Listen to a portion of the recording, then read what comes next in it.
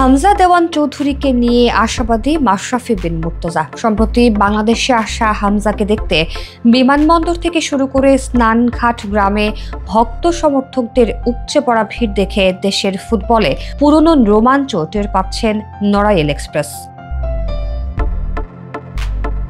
18 March নিজের official Facebook পেজে মাশরাফি লিখেছেন, বাংলাদেশের ফুটবলে আপনাকে স্বাগত হামজা দেওয়ান চৌধুরী। আপনার আগমনে প্রথম প্রেমের সেই রোমাঞ্চ যেন আবার টের পাচ্ছি, যেই প্রেমের নাম ফুটবল।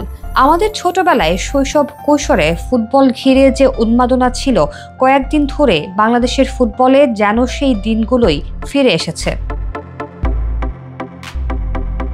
বাংলাদেশ ক্রিকেটের সাবেক অধিনায়ক আরও লিখেছেন, আপনি এসেই জাদুকরি কিছু করে রাতারাতি দেশের ফুটবল বদলে দেবেন এমন আকাশছোঁয়া প্রত্যাশা আমার নেই।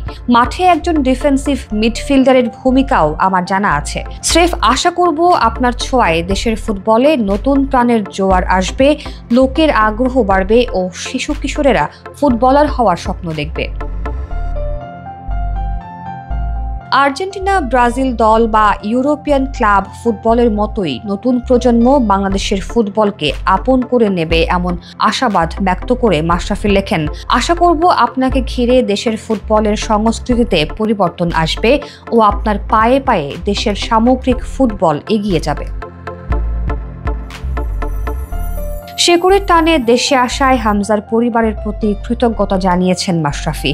বাংলাদেশ ক্রিকেটের অন্যতম সফল এই অধিনায়ক বলেন, ইংলিশ প্রিমিয়ার লিগে খেলা একজন ফুটবলার আমাদের দেশের দলে খেলবেন এবং লেস্টার সিটি বা শেফিল্ড ইউনাইটেডের খেলায় তার নামের পাশে আমাদের দেশের নামও উচ্চারিত হবে। এই দেশের জন্য এটা বড় পাওয়া।